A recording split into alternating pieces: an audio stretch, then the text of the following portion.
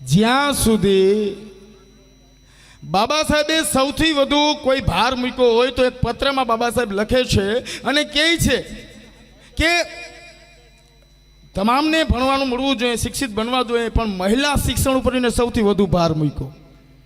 કેમ કે એને ખબર હતી કે કદાચ ને પુરુષ ભણશે તો નોકરી કરશે, 2 પૈસા કમાશે અને ઘરમાં રહેશે અને પતી જશે. પણ આ સમાજની મહિલાઓ ભણી ગયેલ હશે તો રોટલા ટીપતી ટીપતી પોતાના સંતાનને ક ખ ગ ઘના પાઠ ભણાવશે ભણાવશે ભણાવશે. માટે એને મહિલા શિક્ષણના હિમાયતી રહ્યા બાબા સાહેબ. હવે તમે શું ભણાવ્યું એ મહત્વની વાત છે ને. તમે શું ભણાવ્યું? અમારા બાપ દાદા કરતા એવા, તમારા બાપ દાદા ન કરવાનું ઘણું કર્યું. એને ખબર નહોતી પડતી પણ હવે તો પડે ને.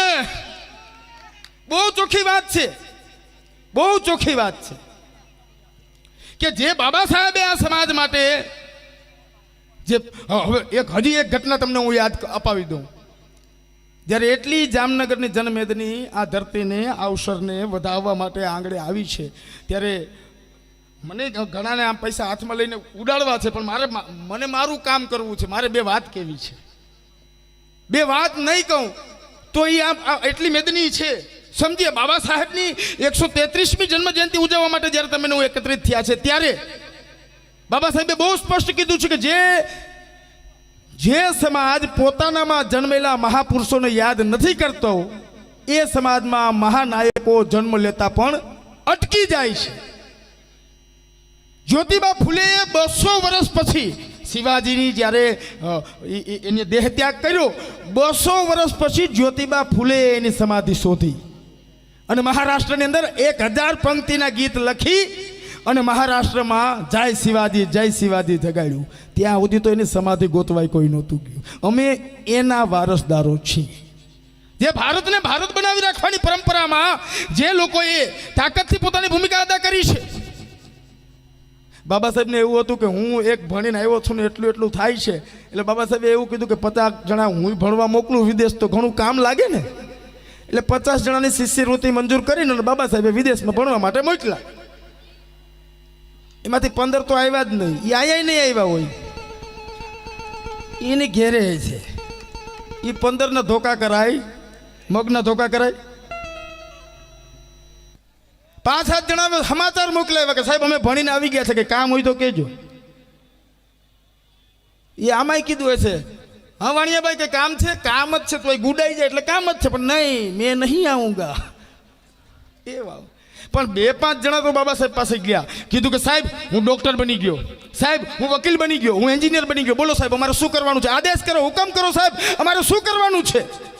ત્યારે બાબા સાહેબે કીધું તમારે કંઈ નથી કરવાનું, તમારે સૂટ બૂટ પહેરી આ સમાજની વચમાં જવાનું છે અને કહેવાનું છે કે હું તમારા સમાજમાંથી આવું છું અને હું ડોક્ટર છું. બીજું કાંઈ નથી કરવાનું. તમારે સૂટ બૂટ પહેરીને આ સમાજની વચ્ચે જવાનું છે અને કહેવાનું છે કે હું તમારા સમાજમાંથી આવું છું અને હું ડોક્ટર છું.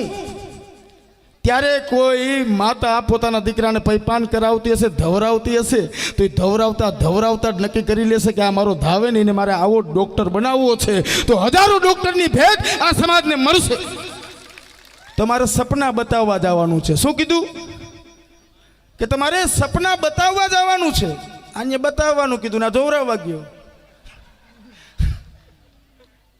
મારા દીકરાને કે હું નડે ક્યાંય ગોઠવાતું જ નથી. તારો દીકરો નૈણા કોઠે 3 કોથરી પી જાય ને એ નડે. તું બંધ કરે એટલે કાલ ગોઠવાઈ જાય, કાલ જ ગોઠવાઈ જાય. આપણે નડતરાઓ બધી આપણે ભેગી કરી છે.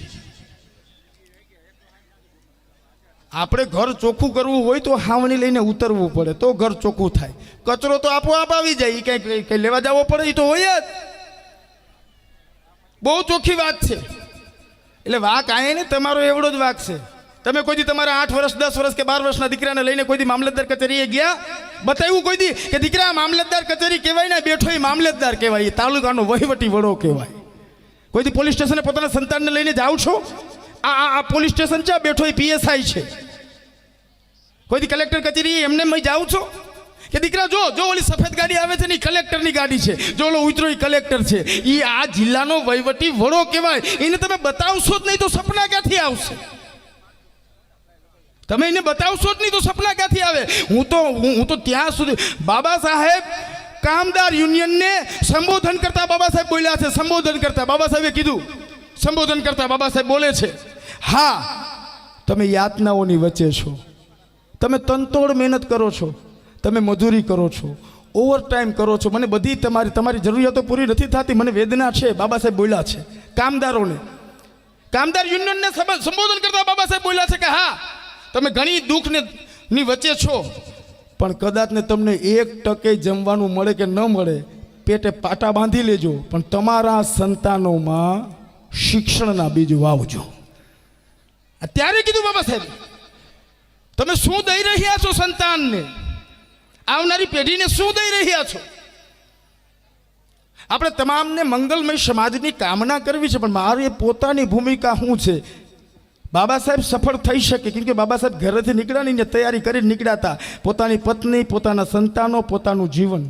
બોધિસત્વ આપણે કહીએ છીએ ને, બોધિસત્વ ડૉક્ટર બાબા સાહેબ આંબેડકર. બોધિસત્વ એટલે શું? કેમ તમને પ્રશ્ન નથી થતો કે બાબા સાહેબને બોધિસત્વ કહેવામાં આવે તો બોધિસત્વનો મતલબ ખબર છે તમને? કેને કહેવાય બોધિસત્વ? બોધિસત્વ બુદ્ધને કહેવાયું. શા માટે બુદ્ધને કહેવાયું? કેમ કે બુદ્ધે જે 12 વર્ષ તપ કરીને જે જ્ઞાન મેળવ્યું, એ જ્ઞાનમાં એ ધારે ને ત્યારે નિર્વાણ પદને પામી શકે, ધારે ત્યારે દેહ ત્યાગ કરી શકે, પરિનિર્વાણ પદ પામી શકે, મહાપરિનિર્વાણ પદ પામી શકે. એ જ્ઞાન બુદ્ધને મળી ગયું હતું, પણ એણે પોતાની મુક્તિ ન સ્વીકારી. 80 વર્ષ સુધી ભારત દેશમાં ચારિકાઓ કરીને કે જે મને મળી ગયું છે એ વિશ્વને ના આપી દઉં ને ત્યાં સુધી કઈ રીતે હું મારો દેહ ત્યાગ કરું? આ બુદ્ધ એટલે બોધિસત્વ કહેવાના. પણ બાબા સાહેબ શા માટે બોધિસત્વ? બાબા સાહેબ એટલા માટે કે બાબા સાહેબ જે ડિગ્રી મેળવીને ભણતર ભણ્યા હતા, એ ધારે તો વિશ્વના કોઈ પણ દેશની અંદર સ્થાયી થઈ શકે, કરોડો રૂપિયા બનાવી શકે, સંપત્તિવાન બની શકે, પણ એણે એ ન સ્વીકાર્યું. એ પાછા ભારતમાં આવી અને કે જે મને મળ્યું છે એ તમામ પીડિત વંચિતોની ઘેરે હું પહોંચાડી ન દઉં ત્યાં સુધી હું કઈ રીતે મરી શકું? માટે બોધિસત્વ કહેવામાં આવે છે. તમને ખબર છે મહાન માણસ કેને કહેવાય? સાંભળજો.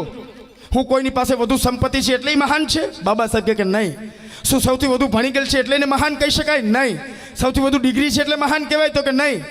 કીર્તિમાન છે, લોકો બધા ઓળખે એટલે એને મહાન કહેવાય? તો કે નહીં. તો કે બાબા સાહેબ મહાન કહેવાય કે ને કોને કહી શકાય મહાન? ત્યારે બાબા સાહેબે કીધું, એ સંપત્તિવાન હોય, કીર્તિવાન હોય, બધી રીતે પૂરા હોય, પણ એની તમામ શક્તિનો ઉપયોગ સમાજ વ રાષ્ટ્રના વિકાસમાં કરે ને તો જ એ મહાન છે. બાકી કરોડપતિ હોય તો તારા ઘરનો ભાઈ, તમે તમારી ક્ષમતાનો ઉપયોગ ક્યાં કરો છો? એ જ તમારી જીવનમાં. બાકી એમને થોડો હું કંઈ ટપાલ લખીને કહેવું પડ્યું હતું સ્કૂલ ઓફ ઇકોનોમિક્સ લંડનને, એને મૂકવું પડે પ્રતિમા. 1000 વર્ષનો અભ્યાસ કર્યો કે અમારો તેજસ્વી વિદ્યાર્થી કોણ, તેજસ્વી વિદ્યાર્થી કોણ, તેજસ્વી વિદ્યાર્થી કોણ, અને નામ ઉડીને આંખે વળગ્યું ડૉક્ટર BR આંબેડકર, અને નીચે લીખી દીધું તો સિમ્બોલ ઓફ નોલેજ. આયા ચશ્મા કાઢી જઈને આયા આંગળીઓ કાપી નાખે ને આયા થાય લુખા, એ તું આયા કરી હે. તારી 5 પેઢી નથી પૂગી ને ત્યાં મારા બાપની પ્રતિમા પૂગી છે, અને ત્યાં પહોંચવા માટે તારે વિઝા જોઈએ, અને તું 376નો ભાગતો અપરાધી હોય, તને વિઝા આપે કોણ? કોણ ટીકા કરે છે? કોણ? કઈ હસ્તીને તમે વધાવવા નીકળ્યા છો? કેને? તમે એમ કહો છો જય ભીમ. જય ભીમ શું? જય ભીમનો મતલબ ખબર છે? જય ભીમ એટલે પોતાનામાં જ્ઞાન બેઠું કરવું.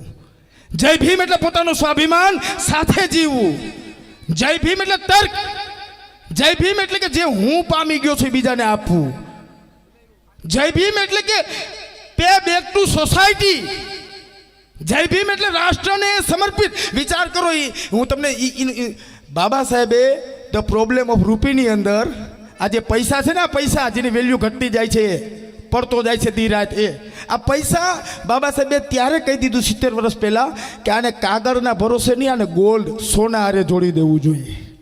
જો આને સોના હારે જોડી દો ને તો ડોલર તરીએ હોત ને આપણે આગળ હોત.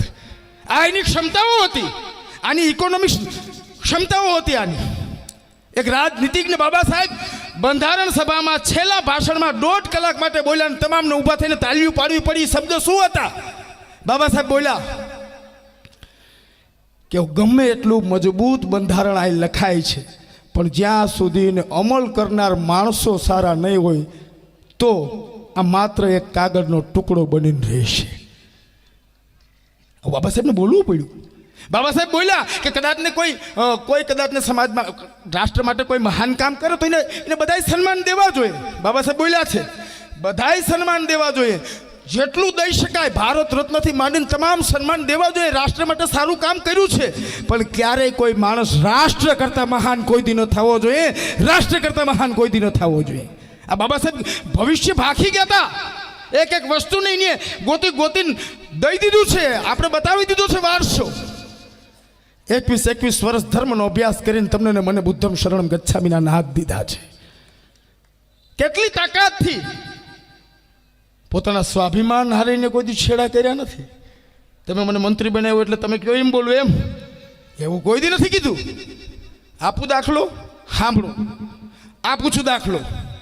લખનૌની સભા, ઉત્તર પ્રદેશ, બાબા સાહેબ અને ઉત્તર પ્રદેશના મુખ્યમંત્રી રાજેન્દ્ર વલ્લભ પંત ત્યાં બેઠા છે અને બાબા સાહેબ મંચ ઉપરથી બોલે છે. સાંભળજો, જ્યાં સુધી તમે નાની નાની જ્ઞાતિઓમાં વેચાયેલા રહેશો, પેટા જ્ઞાતિઓમાં વેચાયેલા રહેશો, ત્યાં સુધી રાજેન્દ્ર પંત જેવા વલ્લભ પંત જેવા તમારી ઉપર શાસન કરશે.